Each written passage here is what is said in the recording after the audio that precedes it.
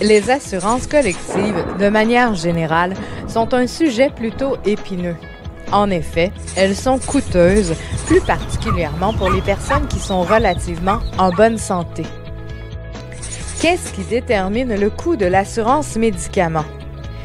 Le coût des primes d'assurance collective est relié aux réclamations soumises, notamment celles des médicaments consommés, auxquels s'ajoutent les taxes et les frais d'administration de l'assureur. Qui paie les assurances?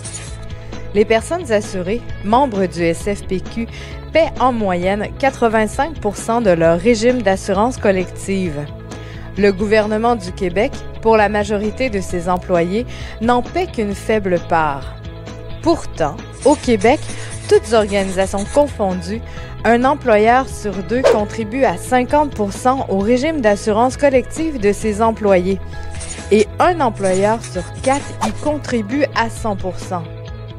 Bref, les deux facteurs qui influencent le plus le coût des assurances sont les réclamations faites par le groupe ainsi que la part payée par l'employeur.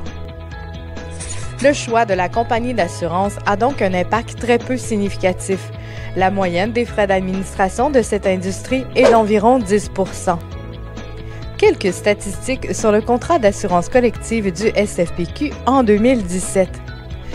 En 2017, les 52 000 personnes assurées ont reçu 62 369 000 $ de prestations.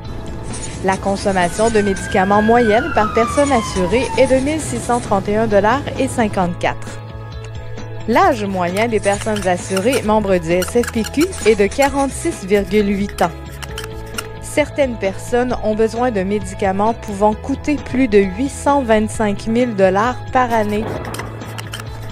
En 2017, 212 personnes ont reçu des remboursements de plus de 11 millions de dollars, ce qui représente près de 27% des réclamations. Pourquoi ne peut-on pas avoir les mêmes prix qu'à la Régie de l'assurance maladie du Québec? Le régime public d'assurance médicaments n'est pas entièrement assuré par les personnes assurées. En effet, c'est le gouvernement du Québec qui en paie la majeure partie, soit 55%. De plus, les honoraires des pharmaciens sont légiférés pour la RAMQ et le libre marché s'applique pour les régimes privés. Au privé, une même prescription peut donc coûter entre 35 et 50% plus cher qu'au public.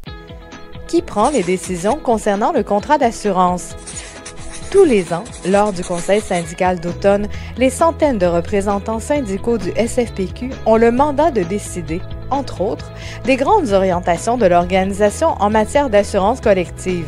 Pour faire un choix avantageux, ces derniers sont conseillés par le Comité des assurances, sur lequel siège notamment un conseiller responsable des avantages sociaux et un actuaire indépendant. Comment limiter la hausse des primes? Avant d'envisager une diminution des protections offertes et une hausse du montant de la franchise, voici 3 façons pour diminuer les coûts du contrat d'assurance. Exigez les médicaments génériques. Approvisionnez-vous pour plusieurs mois, pour plus longtemps. Comparez le coût des médicaments. Magasinez-les. À titre d'exemple, si, en s'approvisionnant aux 3 mois, chaque personne assurée réduisait de 16 $ ses coûts de renouvellement de médicaments, cela représenterait une économie potentielle de 64 $ par année. Si on multiplie ce montant pour l'ensemble du groupe, collectivement, l'économie pourrait atteindre 3 millions de dollars par année. Pensez que des choix éclairés permettront de réaliser des économies, et ce, au bénéfice de toutes les personnes membres assurées du SFPQ.